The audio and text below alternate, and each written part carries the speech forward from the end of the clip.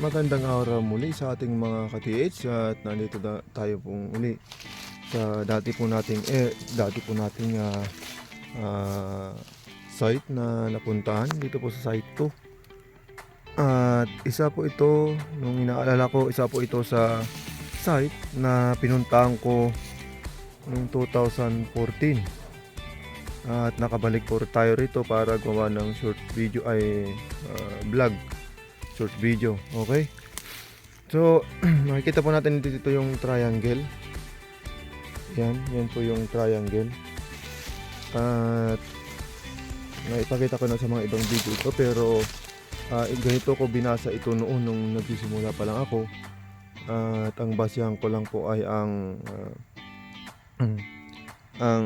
treasure code or yung treasure code signs and symbols. So yun lang po pinagbasaran ko. So yan po yung triangle na yan na bato na nagsasabing may malaking deposito sa lugar na ito. Okay po, so nakakalat po yan. Nakaka-positioning po na in triangles. Position po, position. So yan ang ibig sabihin po niyan. Yung nasa taas na kwadrado, yan ay yung kwadrado po na yan na bato.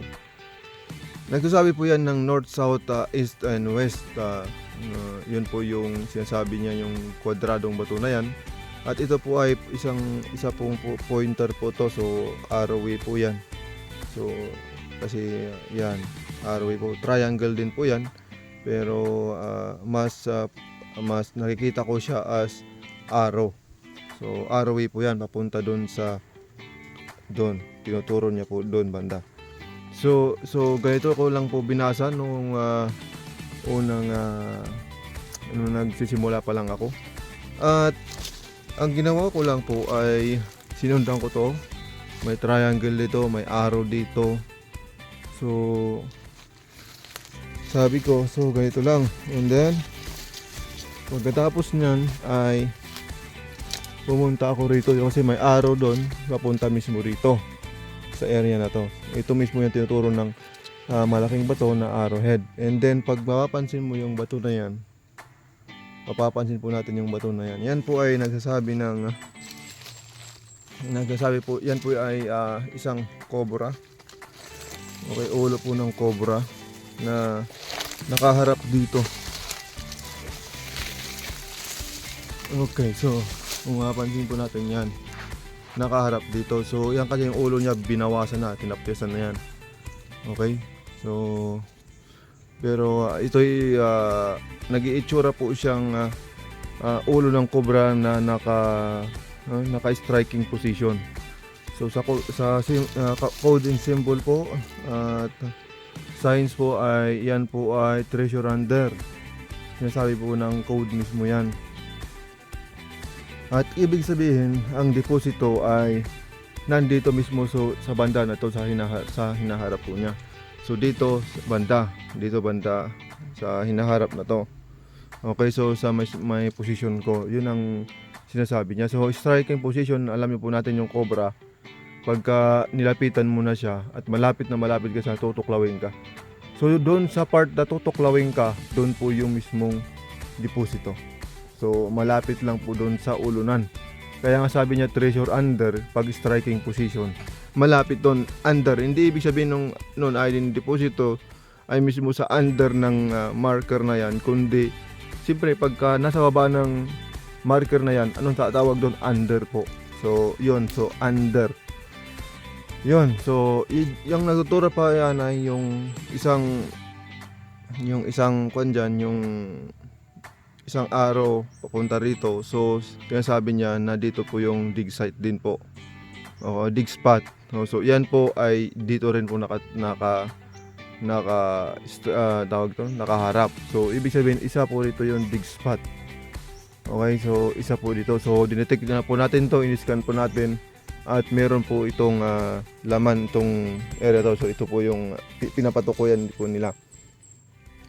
So dito po yung dig spot. At ganoon lang po ako noon magbasa at nung sisimula ako. Pero siyempre pahirapan din po. At and then kung mapapansin po natin, meron din pong ibang marker dito, yung isda po. So kung mapapansin po natin, yan po yung itsurang isda. Yan, hindi lang nalinisan. Yung isda na yan, ayan. Okay, so ganyan siya.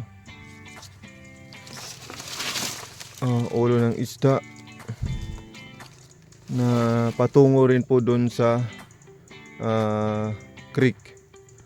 But actually, nag-travel lang po yan, ay nagtuturo po sa isang depositong malaki po doon sa part na yon. So meron po kasing malaking deposito doon. Okay. So ito po yung tinuturo ng isda. So papuntang ilog, pero wag mong sasabihin na hanggang sa ilog ka pupunta, hindi po. So yung direction lang ay yung deposito ay papuntang ilog. Yung direction na susundan mo. So yung isda po na yan ay papunta po doon banda. At may deposito po dyan na malaki din po. Napakalaki. Okay. And then napansin po natin dito, sinundan lang po natin yung, and then pag naglakad ka rito, mapapansin din po natin yung mga bato talaga dito na malalaki. At ito na po yung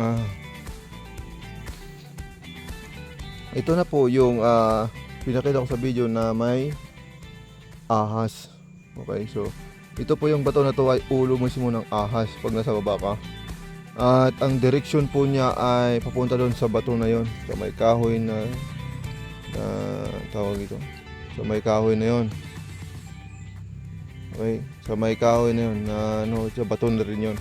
At doon sa bato na yon, meron din pong siyang sign na sinasabi niya yung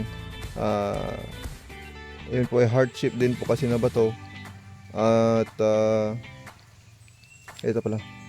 Ayan, hardship na bato yan na yung gilid po niyan ay bitak-bitak.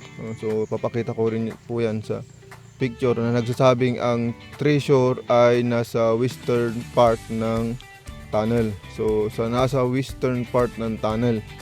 So dyan po yung isang hinukay ng ating ka-TH, kasi sinabi ko nga na dyan siya mag-uukay. Okay, so nung banda at pinasok niya yung tunnel, nag-tunneling po siya, nag-dig down po siya doon, and then pagkatapos nun ay pumasok siya sa loob at nag-tunnel siya pag ganito, at pumunta yung tunnel niya dyan sa banda na yan, and then bumaba siya, and then nabuksan po niya yung isang cave na natabunan siya ng mga topsoil. So nakagulat lang doon bakit topsoil yung yung tabon niya. So yes, ayun. So maaari ding i-vlog ko yun pag nakuha ko yung lahat ng mga documents niya, at makikita natin yung mga markers dyan na pinasundan ko sa kanya, kasi tayo po ang nag-decode at nag-alalay po sa kanya kung paano niya hukayin yan. So hanggang sa nakarating po siya dito sa may cave. So dito sa may mismong papunta dito po minsan sa bato na to. So may cave po dyan na natambakan ng mga backfill po. Okay, so ito po yung ahas na nagbibigay direction na papunta doon. So sinundan ko lang yon, and then pagkatapos masundan, binasa ko lang po yung marka na nakanaan dyan, ay nakita ko po yun na meron siyang sinasabi niyang treasure at the west side or western tunnel. Yun ang sinabi niya. So makikita po nito ng bilog din po dyan. Meron siya pong bilog dyan. Yung bato na yan na medyo hardship po, naputol yung dulo niya, at yung patusok na pinutol kasi nagkorting patusok ng konti ay papunta din doon sa dig spot. And then yung nandun na bato, yung bilog din po yung nagsasabi na end of the sign, or kung end na, tapos na yung sign, so hindi ka na mag-aabanti pa. So kundi magpo-focus ka na dyan, at yung huukayin mo ay mismo doon sa tawag ito, sa mismong end of the sign na sign. Merong pointer doon na nakaturo doon sa side na yon.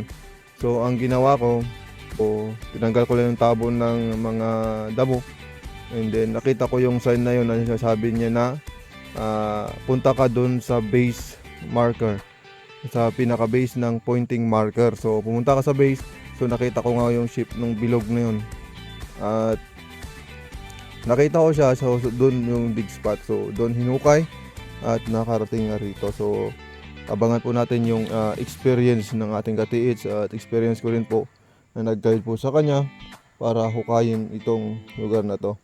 So ayan po, at itry natin tignan tong bato na to. Pababa tayo.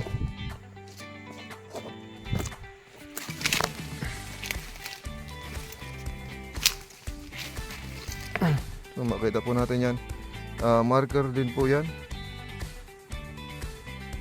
Ayan, ibon po yan na may tuka na nakaturo doon sa taas. So puntahan natin to.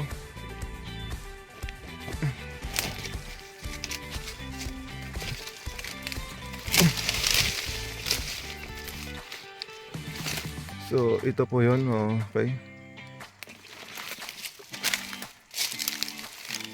Yan. Yan po yung ulo po siya ng ahas. Delikado lang po rito ay may poison po. And then, kung mapapansin po natin yan. Yan. And then yan po, may isang back up po. So iba pang direction to. Merong tong parang hayop din na ulo papunta doon, pero hindi ko pa masyadong in-explore. Okay, so yun po. At yan po yung bato na yan. Dyan po mismo. At ngayon ay